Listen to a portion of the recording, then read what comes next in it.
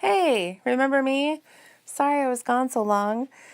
I had phone issues and then life kind of got in the way and then I got out of the habit, but I'm back. And I am going to do a collage paper today in my journal, a collage page. I've got a bowl of scraps here I'm going to use, random weird things that I've saved. With all that's going on in the world, I know we all try to process it in different ways, and for me, it's art. My brain's kind of gone for the day. I don't have any huge thoughts rolling in my head, but when I do art, it's just a way to decompress, to relax, to allow my brain to speak, allow my heart to speak. Because so many times when my head wants to say something or my heart wants to say something, I either go past it or I analyze what I'm thinking. Why am I thinking that? What does this mean? Oh, I've got to get Ellie from driver's training and this kind of stuff. Like all different things go through my head at once. But when I come here and do art, especially this simple collaging, I am just gluing paper on paper. When you're focused on something else, that's kind of an easy task. Your brain is allowed to just talk to you. Your heart's allowed to talk to you. You get to, your subconscious kind of comes out a little bit. Sometimes it's creepy. Sometimes it's nothing at all. You just walk away with the paper that has glue on it. But other times, it's just so nice to let yourself just be. So this is what I do. Some people might think that's kind of weird that a 44-year-old woman would want to glue. Yeah, it is. But it works for me. Sometimes I drink, sometimes I do other things, but mostly I like to glue and do art. So that's what I'm doing. I'm just putting random things down. I'm just picking things up and putting them down wherever. I like ripping paper a lot. Sometimes you can cut it, you can do whatever you want. For that, I had a piece of paper I wanted to be on there, but it was too much. So you rip it. So it can still represent. And every time I rip a piece of paper and use part of it, I always say to the page, represent yo, because it's got to represent the full page. And it can add so much to a page without even making a huge statement. You'll see that coming up in a few different places, how I do that. So I'm taping this page not because it's got a super amazing result in the end, although I do like it, but just to show you that it doesn't matter what you make. The point of art a lot of times is, like I said before, to let your brain rest, to let your heart speak without drowning it out with your words. So that's what I'm doing. And it doesn't, and a lot of times it looks weird to some people, but I love it. I really, really do. And now I have no idea what this page is going to be at all. But I'm just going to keep going. I'm going to keep adding stuff and see what happens. So that one was cool. I just did a little flip of the paper, and I found that the back side was actually nicer than the front.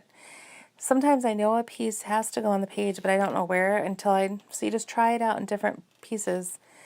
I think Piglet Whispers is the one that says she auditions pieces. If I'm wrong, I'm sorry.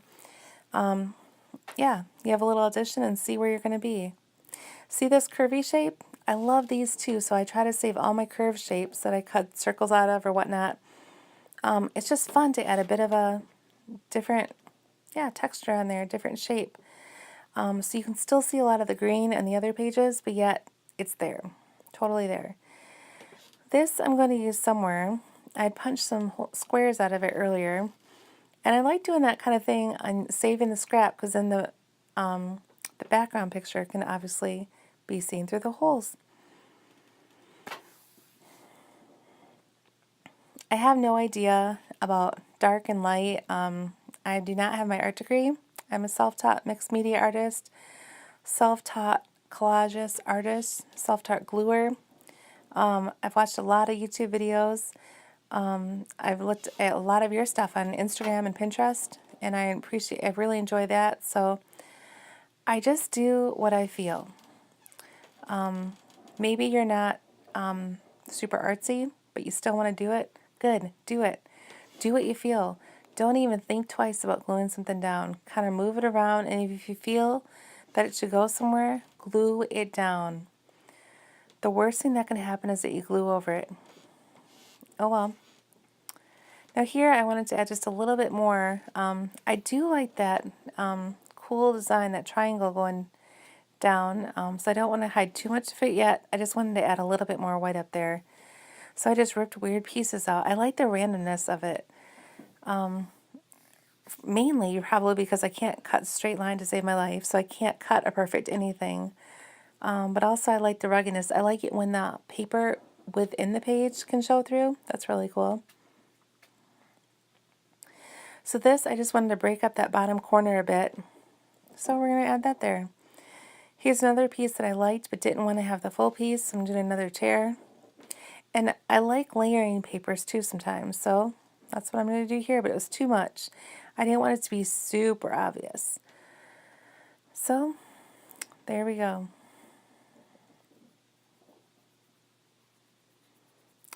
My paper comes from different things. Magazines are great for texture, for colors, designs. This comes from a book of stained glass windows, which I really wish I had more of. To me, when I use stained glass in my art, I think of God. I think of my relationship with Him, not necessarily just the church building and the stained glass windows there, but it does represent Him. And I put them on the bottom there because it looked good against the brown background, I thought. And that kind of made me think of earth, being grounded, and how God is my grounding. He's my foundation. So, yeah, that's what I did. So, yeah, old books, envelopes. I go to thrift stores a lot, which I've told you in other videos. Lots of great pictures there. But you don't even have to buy a lot of stuff, you guys. We get Target stuff, Target ads in the mail, junk mail. When you go to the grocery store, there's usually free newspapers that you can tear up, and so many things you can do. If your doctor's office has old magazines, maybe they'll let you take them. Just find whatever and just go with it.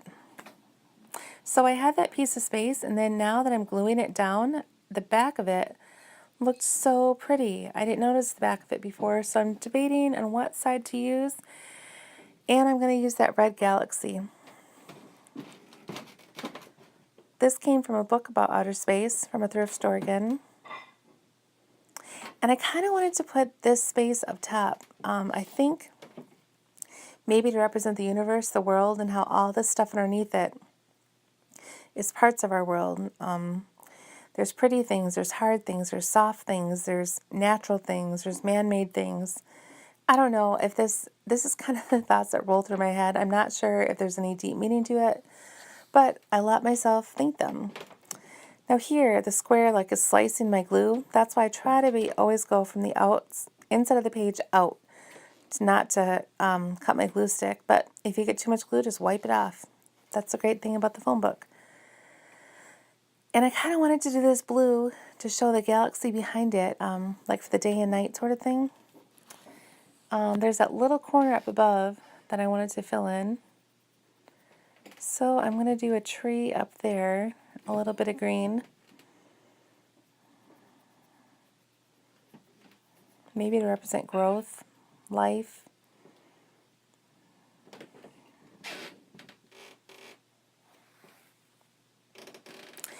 I want to somehow put a message on this. Sometimes the collage can pull together and or I'll use and have a message in it. Sometimes I'll put a focal image in the front on the top of the page, meaning one larger image that is obviously noticeable, that stands out. The piece of paper I have there is just a label from a watermelon that we got. So I'm going to put that down. No paper is free of collaging. Everything is collageable. So feel free to take whatever. If something grabs your eye, keep it.